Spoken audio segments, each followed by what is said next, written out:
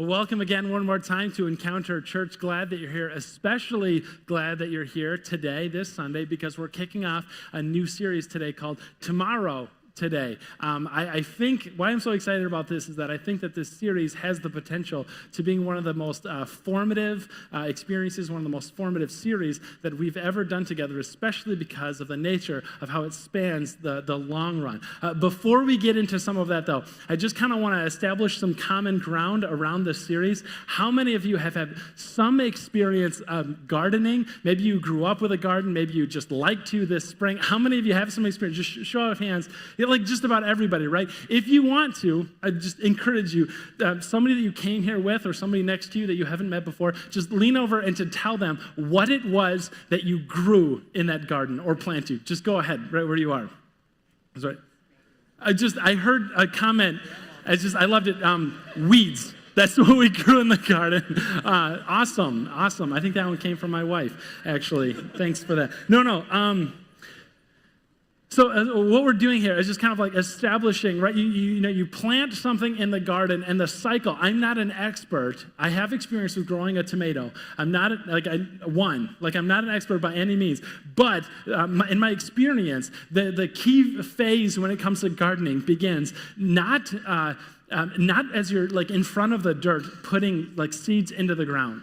I mean, that's important, don't get me wrong. But at least for me, the planting phase really begins when I go to the grocery store and I pick out what I'm going to be planting later on, right? I've just got some cucumber seeds here. I've got peppers and cherry tomatoes. The planting season, right, begins not with the question of what do I plant, right? The key question when it comes to gardening isn't what do I plant, it's what do I want to eat. As you imagine yourself sitting on the front porch or something in the summertime, late summertime, and you're enjoying a meal of, if you just like picture yourself eating a homegrown salad, you want to move in the direction of planting lettuce. If you imagine yourself like I do eating like homemade chips and salsa, right, then you're going to want to go in the direction of tomatoes, peppers, etc., vegetables. Like, who wants that anyway? Just go for the salsa, right? The question isn't what do I plant? The question is what do I want to eat later on? Now, we're establishing common ground. This is going to sound monumentally obvious, and I hope so. But like, there is a direct relationship when it comes to gardening between what's planted and what's eventually harvested, what's eventually picked, right?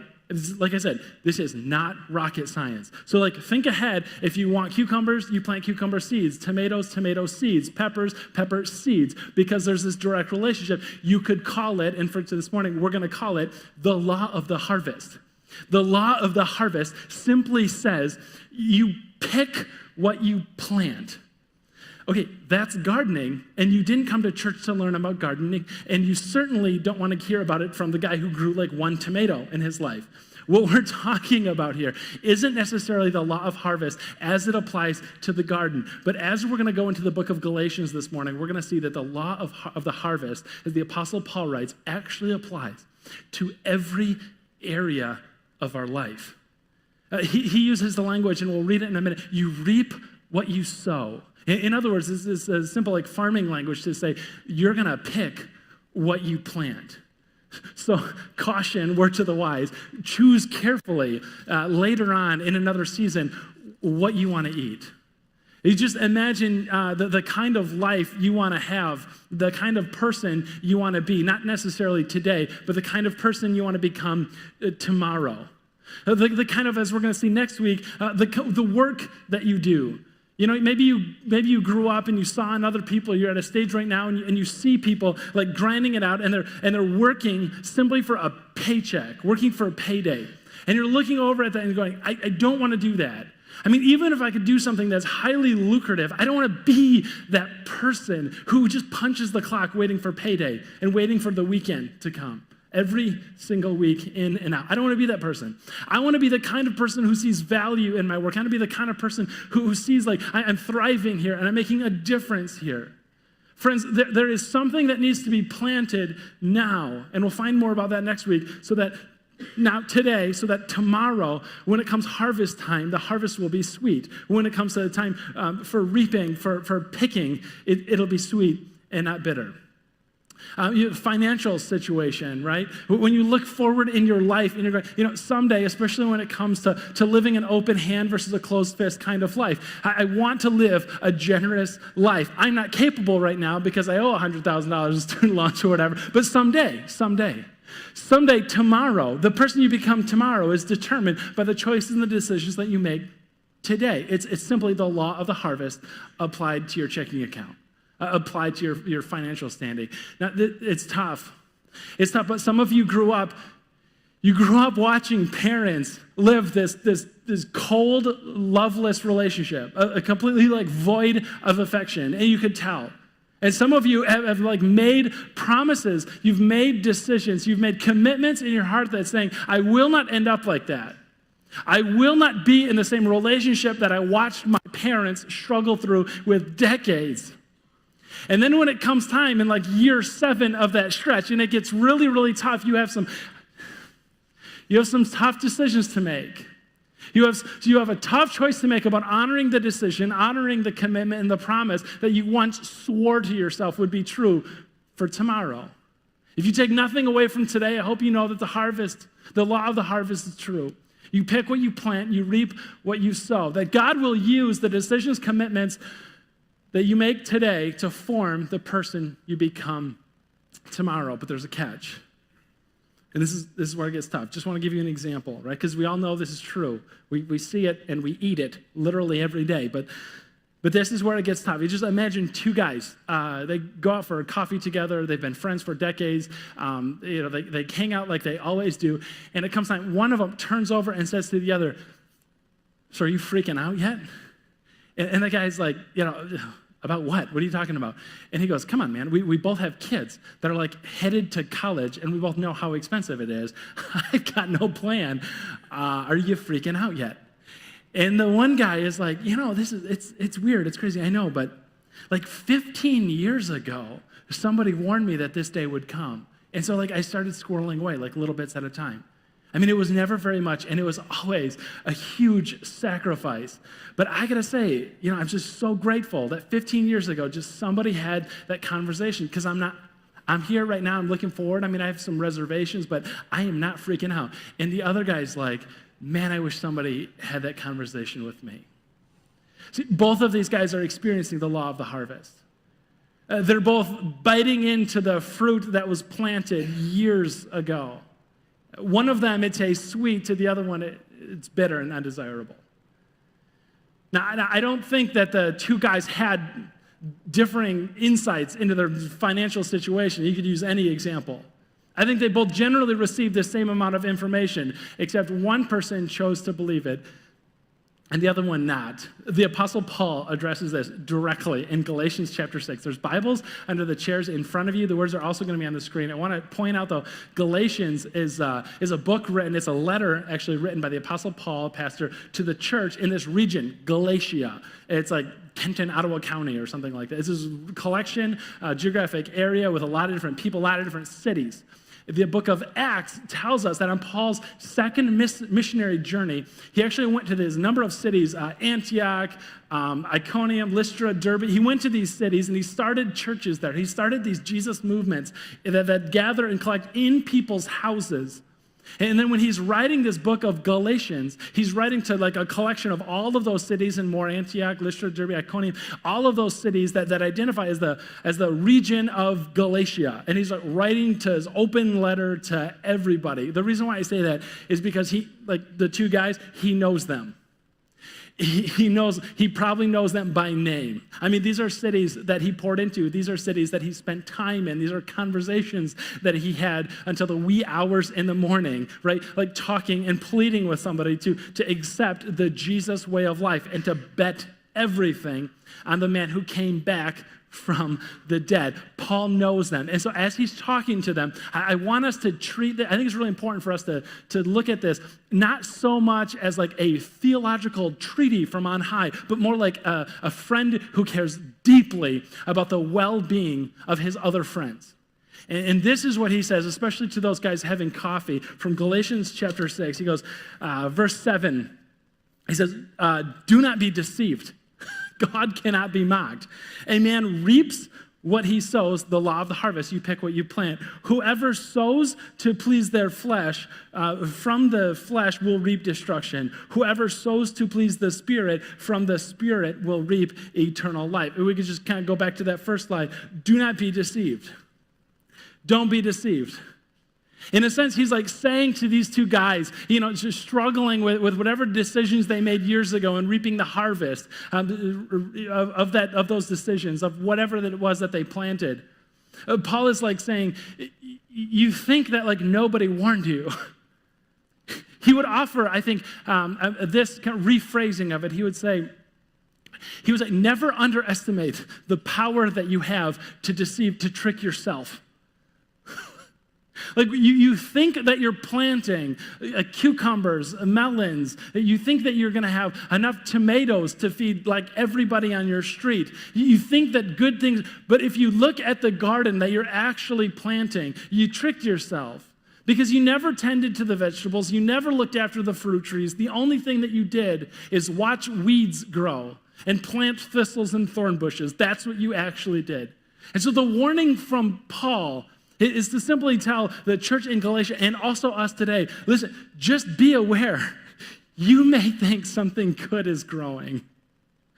And as a friend, I don't want you to be shocked when you bite into it, maybe years from now, tomorrow, in another season, and it tastes bitter. It's bitter. Because I don't want that for you. Some of you grew up in church, and so you might remember there's something in the Bible called the fruit of the Spirit, right? Fruit of the Spirit, it's like love, joy, peace, patience, kindness, goodness, faithfulness, gentleness, self-control. I think I nailed them all. The fruit of the Spirit. Anybody know where that's found? Fruit of the Spirit? Galatians 5. It comes immediately the chapter, like paragraphs ahead of where we are. What's also in Galatians chapter 5, paragraphs ahead of where we are in this story, is the fruit of the sinful nature. It's like the upside down world version of the stranger reference. It doesn't matter. The fruit of the sinful nature is the bizarro, is like the opposite of the fruit of the Spirit. And Paul also lists those off. And we're going to read a list here. It might make you uncomfortable. It should make you uncomfortable to hear these things like rattled off in church and like a little bit squeamish. That's okay because Paul is naming it because remember, he's going to get around to saying just right here, don't be deceived. Don't underestimate how easy it is to trick yourself and deceive yourself into thinking these things aren't actually being planted. He says the fruit of the sinful nature, and let's just get the list up here and read them off. The first one, the fruit of the sinful nature is sexual immorality, impurity, debauchery, idolatry, witchcraft, hatred, discord, jealousy, fits of rage, selfishness, ambition, dissensions, factions, envy, drunkenness, orgy, and the like. This is by no means an exhaustive list, including, but not limited to, list. Now, like I said, you just look at the list for a minute. And I look at a list like this, and some of them are, but just consider this. We're going to hear in just a minute the fruit of the Spirit. This is the fruit of the sinful nature. In other words, this is like Dirk, void of God's presence in my life. I could say the same thing is probably true in your life. This is like completely absent of like God working on our hearts. This is what we end up as. If we're not constantly planting and tilling and pruning and working on the garden, these are the kinds of things that we're growing. These are the kinds of things that just like get planted and later on we're going to pick it. We're going to reap and we're going to harvest what's growing here, and it will be bitter. And our friend and pastor, the apostle Paul here, warns us. And he's saying, I don't want that for you. It's so easy to deceive yourself. So maybe we would be wise. Just simply look at the list. Look at the list and consider one or two of them that you think, you know what? I don't want to admit it. But there's like something about it that I am drawn to. Like pick one. I'm not going to ask you to write it down. I'm not going to ask you to raise your hand, just come forward, none of that. But just for your own mind and for your own tomorrow, what's the thing on the list that you're like, I know that it's toxic. I know how bitter it could grow into. And I know I haven't like seen it, but like the seeds are there and are planted. And I don't want to see what this thing grows into tomorrow, next season, decades from now. What is that thing? Because I look at the list and I see so many on there, and this is just maybe an observation of how easy this is. So many of them are good things like turned to bad, good things twisted into something nasty. I look at the list and I see something right off the heading, sexual immorality. And then look at the list and say, what if God made us as these sexual people and just drawn to each other? Right? And what if there's something inherently very, very good about that desire, about that longing and that connection for another person? Well, what about there's something there that keeps two people in a relationship that spans an incredible amount of hardship and pain and loss and difficulty and joy and celebration too? But what if there's something about that connection that is helps keep us together for the long run? And how that gets twisted is if it gets thrown around and shared with other people, or thrown around and shared with other websites or something like that, right? And then as we go forward, it's like almost we become less human. And our experience of humanity is tightened and constrained instead of becoming more human and having it widened and opened it up to new possibilities and new depths of intimacy. You look at the list. Idolatry and witchcraft. And what if God embedded into this world this sense that there's something more than just what we can see and what we can feel, what we can hear, what we can taste? What if there's something else out there beyond the natural into the supernatural? And what if we look at that and we become so infatuated with that we start worshiping that thing, that created thing, instead of the creator?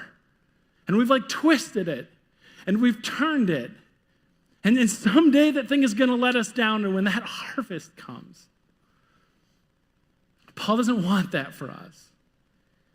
And he looks at the list, and he sees things like discord and, in your quest to be right, proving the other person wrong. We look at the things of factions and say, community is such a sweet thing. It's such a good thing.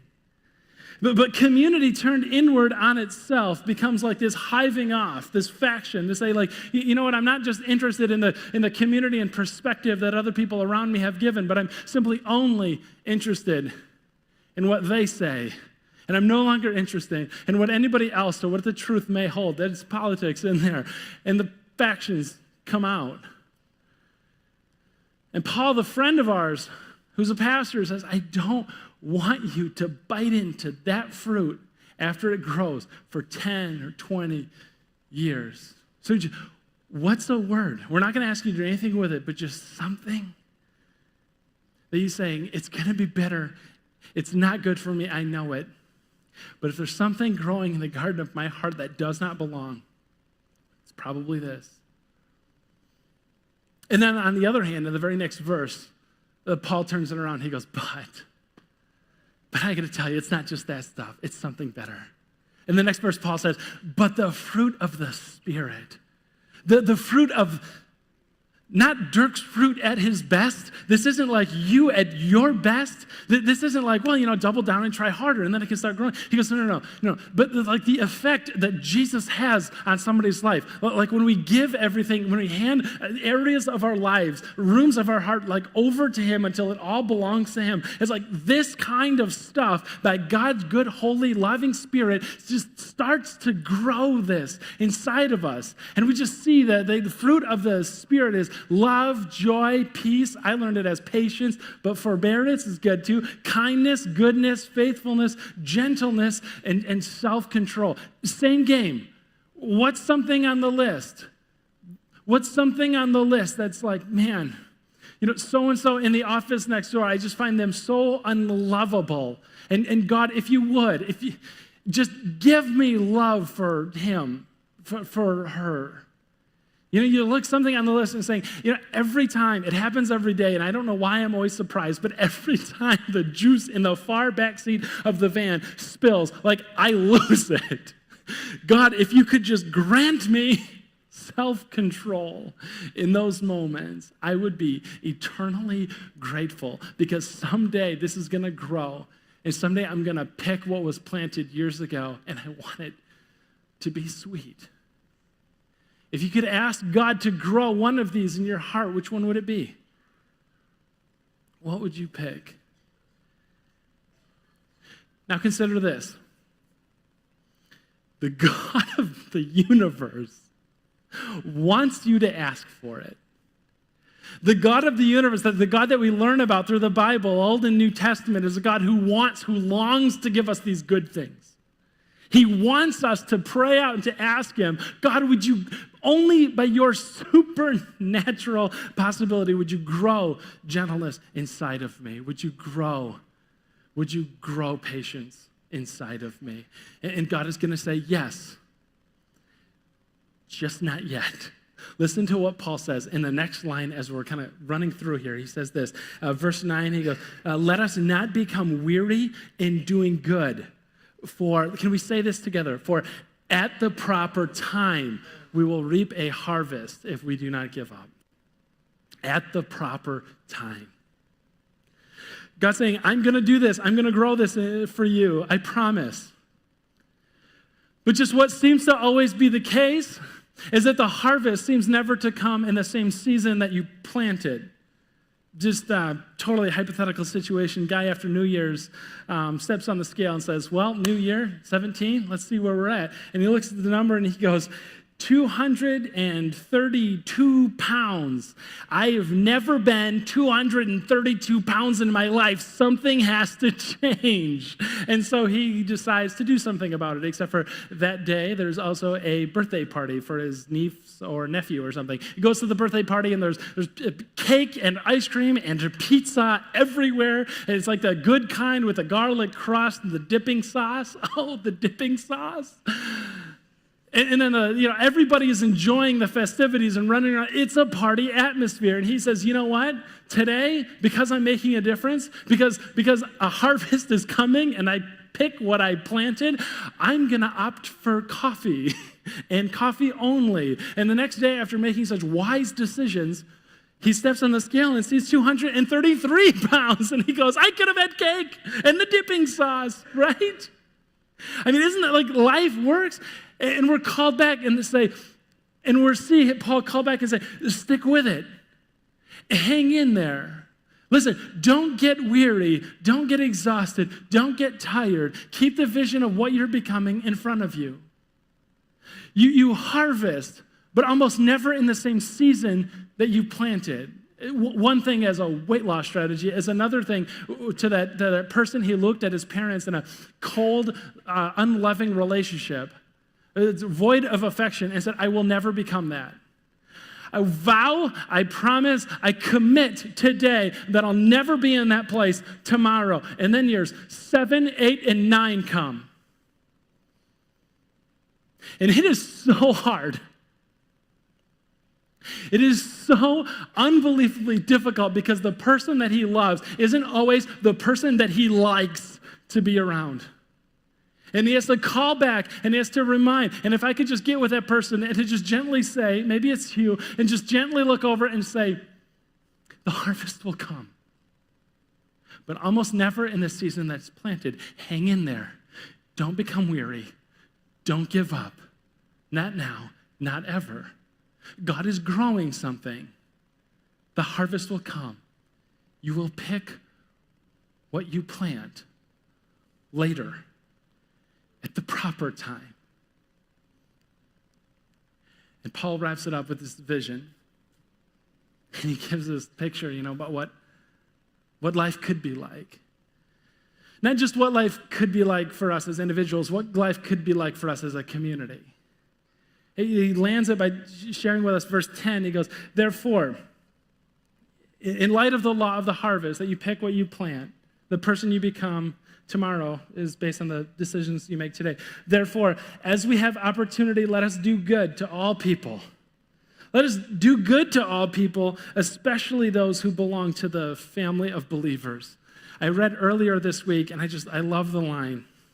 Well, first, because doing good, it seems so small.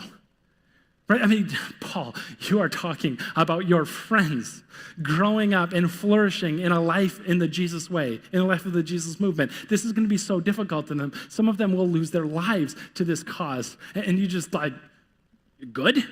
Just don't, as you have an opportunity, just do something good. I mean, it seems small, except I read earlier this week a line I love, I'm going to share it with you. Just greatness seems to be little more than goodness compounded by time. What if it's true that greatness isn't much more than goodness compounded over time? I think of, in light of everything that Paul had just said about the law of the harvest, you reap what you sow, you pick what you plant. Tomorrow is determined by the commitments you honor today. And I just wonder about, as you have an opportunity, you have a snowblower and a good back, and your neighbor has one of those. Maybe, go out and help. Right? But nobody's going to give you a medal of commendation for your acts of valor on the battlefield of your neighbor's driveway. Nobody's going to do that, especially if you have a snowblower. They just think you're getting out of like childcare or something. But no, nobody's going to honor you too highly for that. But what if greatness is goodness compounded by good, or compounded by time? You've got a full pantry, your neighbor has none, or there's a pantry up the road that needs help. It's a good thing. It's little more than a good thing, but greatness is goodness compounded by time. That the harvest, what's going to make the harvest so sweet someday, one day, and the promise of God is that it will be, is that the good things that were planted today and the commitments and the promises and the decisions that were honored today over the course of a lifetime, the proper time. Goodness will somehow, over time, be translated into greatness. As decisions get made, habits become formed. Just for us to get on the same page and just see how powerful that principle is that of the law of the harvest that we're reading about. Earlier this week, I read a story in the early 20th century.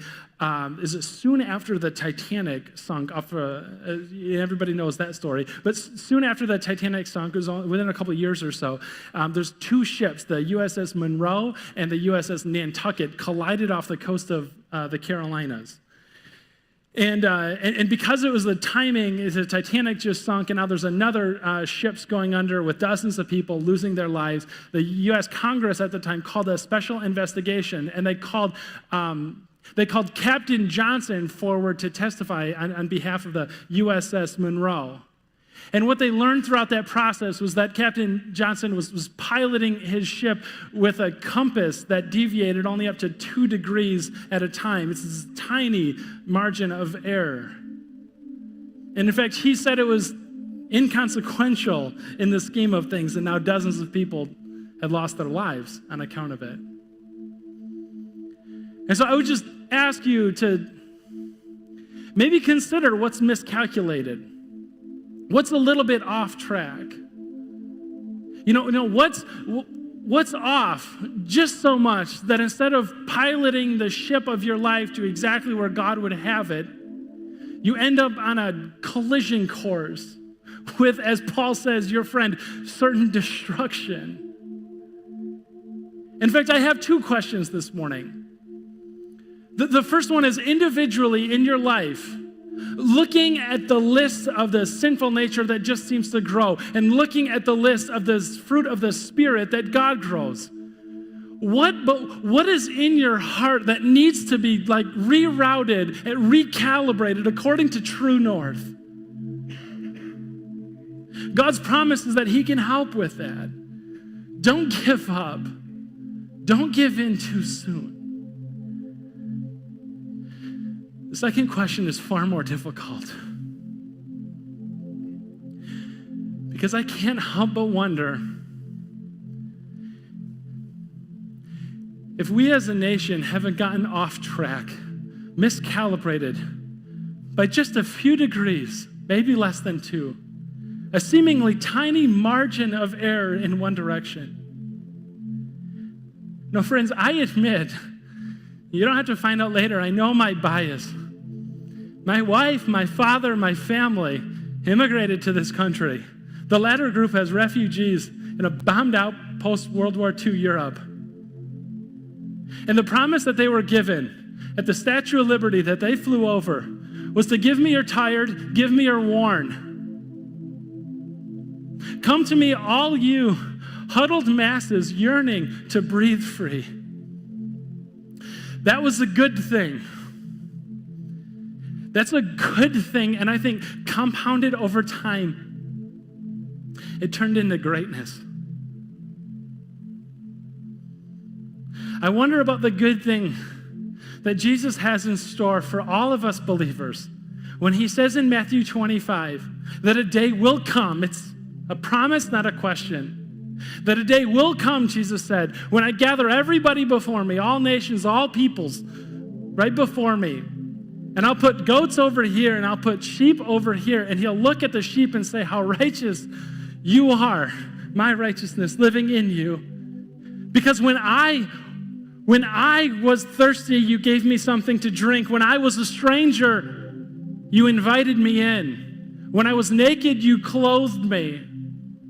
And when I was a prisoner, you came to visit me.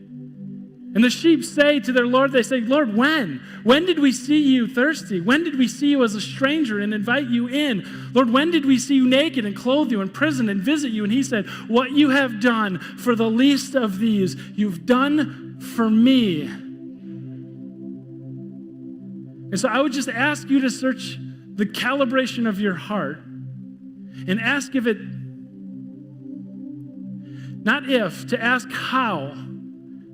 As all of us are sinful and falling short of the glory of God, how this week have our hearts gotten off course by only a few degrees, but a few degrees that could make all the difference between certain destruction and the life, the blessed life that God has in store for us.